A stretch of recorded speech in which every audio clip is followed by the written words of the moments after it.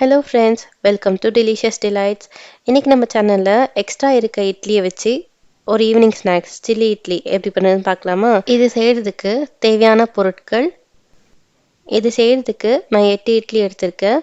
ஒரு பொடியாக நறுக்கின வெங்காயம், 3/4 டேபிள் ஸ்பூன் இஞ்சி பூண்டு பேஸ்ட், ஒரு குடமிளகா, மிளகாய்த்தூள் 1/2 டேபிள் ஸ்பூன் தண்ணியில் கரைச்சி வச்சுக்கணும், 4 டேபிள் ஸ்பூன் டொமேட்டோ சாஸ், உப்பு தேவையான அளவு, கொத்தமல்லி சிறிதளவு.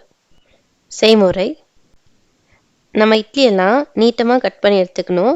அப்புறம் கடாயில் தேவையான அளவு எண்ணெய் சேர்த்துட்டு இட்லியெல்லாம் ஒன்று ஒன்றா சேர்த்து ஃப்ரை பண்ணி எடுத்துக்கலாம். ஸ்டவ் மீடியம் ஃப்ளேமில் இருக்கட்டும். இட்லி சேர்க்கும் போது ஒன்றோட ஒன்று ஒட்டினா பரவாயில்ல, அது நம்ம ஃப்ரை பண்ணிட்ட பிறகு பிரிஞ்சு வந்துடும்.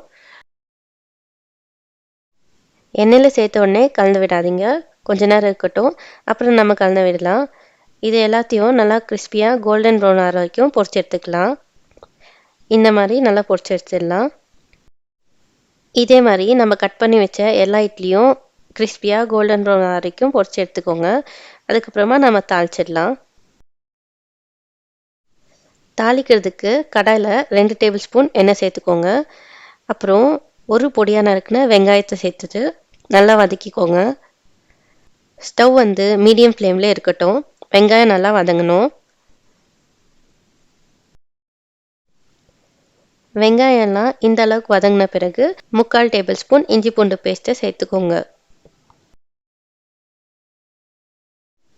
ஸ்டவ் மீடியம் ஃப்ளேமில் இருக்கட்டும், இல்லைனா இஞ்சி பூண்டு பேஸ்ட் அடி பிடிச்சிடும்.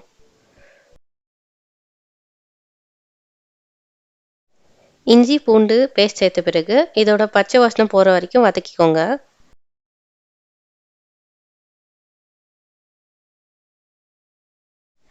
அப்புறமா நம்ம நீட்டமாக கட் பண்ணி வச்சுருக்க குடமிளகாவை சேர்த்துக்கலாம். குடமிளகா கொஞ்சம் லேசாக கலர் மாறுற வரைக்கும் வதக்கிக்கோங்க.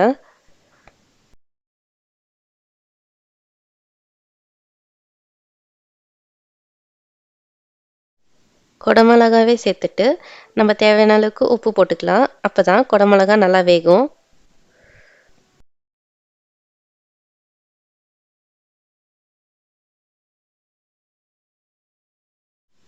இப்போ நம்ம சேர்த்த குடமிளகா எல்லாம் லேசாக கலர் மாறினதும் நம்ம தண்ணியில் கரைச்சி வச்சுருக்க மிளகாய் தூளை இதில் சேர்த்துக்கலாம். சேர்த்துட்டு நல்லா கலந்து விடுங்க. இது ஒரு கொதி வந்ததும் நம்ம 4 டேபிள் ஸ்பூன் டொமேட்டோ சாஸை இதில் சேர்த்துக்கலாம்.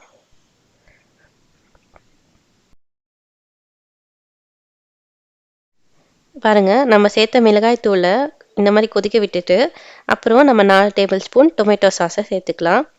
டொமேட்டோ சாஸ் சேர்த்துட்டு ஒரு 2 நிமிஷம் கொதிக்க விட்டுட்டு அதுக்கப்புறம் நம்ம பொரிச்ச இட்லியெல்லாம் இதில் போட்டால் நம்ம சில்லி இட்லி ரெடி ஆகிடும். நம்ம ரெடி பண்ண சாஸ் இந்த அளவுக்கு நல்லா கொச்ச பிறகு நம்ம ஃப்ரை பண்ணி வச்ச இட்லியெல்லாம் இதில் சேர்த்துட்டு கலந்து விட்டுடலாம். கலக்கும் போது எல்லா இட்லியிலையும் சாஸ் படுற மாதிரி கலக்கிடுங்க. கலக்கிட்டு கடைசியாக நம்ம பொடியாக நறுக்குனா கொத்தமல்லியை தூவிட்டு ஸ்டவ் ஆஃப் பண்ணிடுங்க. அவ்வளோதான், நம்ம சுவையான சில்லி இட்லி ரெடி ஆகிடும். இது நம்ம பொரிச்ச பிறகு அப்படியே கூட சாப்பிட்லாம், இல்லை சாஸில் போட்டு கூட சாப்பிட்லாம். அவ்வளோதான், நம்ம சில்லி இட்லி ரெடி ஆயிடுச்சு. நீங்களும் இந்த ரெசிபியை ட்ரை பண்ணி பார்த்துட்டு உங்களுக்கு இந்த ரெசிபி நல்லா வந்துச்சுன்னா உங்கள் ஃப்ரெண்ட்ஸ் அண்ட் ஃபேமிலிக்கு ஷேர் பண்ணுங்கள். உங்களுக்கு இந்த சேனல் பிடிச்சிருந்தா சப்ஸ்கிரைப் பண்ணிக்கோங்க. பக்கத்தில் இருக்க பெல் ஐக்கன் ப்ரெஸ் பண்ணி ஆல் என்ற ஆப்ஷன் செலக்ட் பண்ணிக்கோங்க.